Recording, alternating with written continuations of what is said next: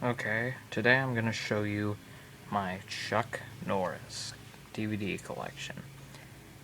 I have all of his action movies from the 80s, that came after Lone Wolf McQuade. I do not have Firewalker, in case any of you are wondering. I'm not buying that one for $70 online, but anyway. And also, I don't really have any of his movies that many of his movies from the late 70s and the early 80s, because really I'm not a big fan of A Force of One, or The Octagon, or An Eye for an Eye. I'm not really a big fan of those ones. But yeah, I enjoy his action movies more. But anyway, let's get started. First up, I have his first starring role, which was in the incredibly low budget martial arts flick Breaker Breaker. It's a really bad movie. But if you're in the right mood, it can be a very entertaining film. It's where he plays a trucker who tries to find his brother. His brother, he got kidnapped or something when he was on his first solo run. Like I said, it's a bad movie, but you might have some fun with it, but it's not one of my favorites. His second movie, Good Guys Wear Black, was much better. It had a bigger budget, and it was overall a more solid film. It's where he plays a soldier who gets back from the war and finds out all his buddies that were in the war are getting killed off, and tries to figure out what's going on. It's kind of slow, but it's a decent 70s action film. Lone Wolf McQuade. This was a lot better than those two films.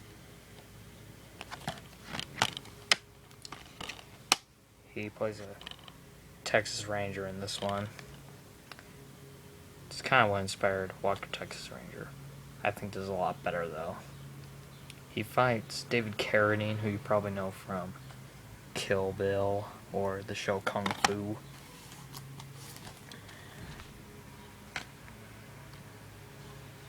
Missing in Action, Triple Pack, Missing in Action, Missing in Action 2, the beginning, and Missing in Action 3. The first one's a Rambo ripoff. They were trying to cash in on the Rambo films before they even came out. The second one's kind of a prequel. It is a prequel. And the third one was the actual sequel. Braddock Missing in Action 3, it was supposed to be a reference to Rambo First Blood Part 2. Tried to make Braddock a household name and it didn't work. But I really enjoy these films. Code of Silence.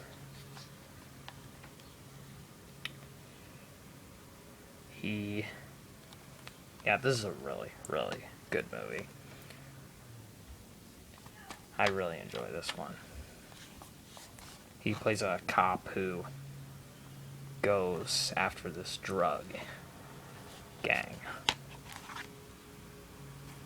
And he has a robot with him called the Prowler. That was kind of cheesy, but yeah. Oh. In case you wanted to see what that looked like.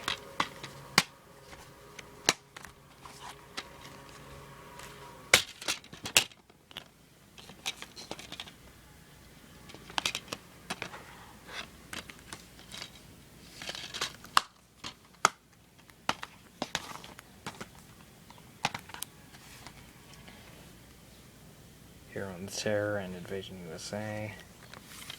Here in the Terror was a really good suspense film. And Invasion USA is my favorite Chuck Norris film, where he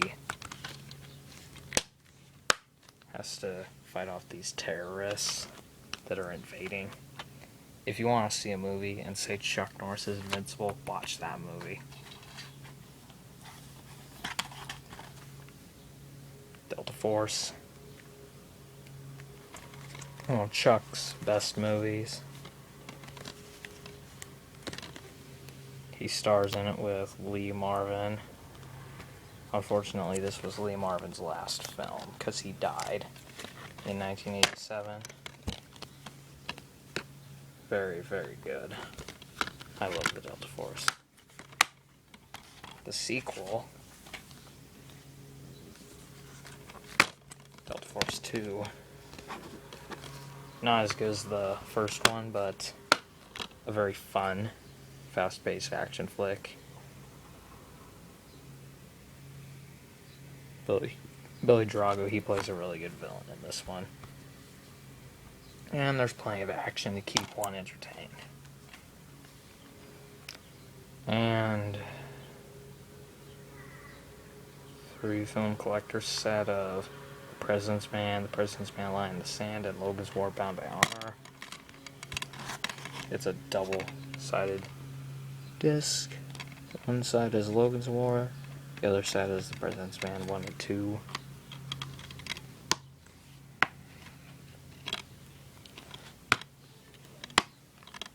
President's Man movies were okay, and Logan's War Bound by Honor wasn't that great. And so, there's my Chuck Norris movie collection. I'll probably be updating it more later on.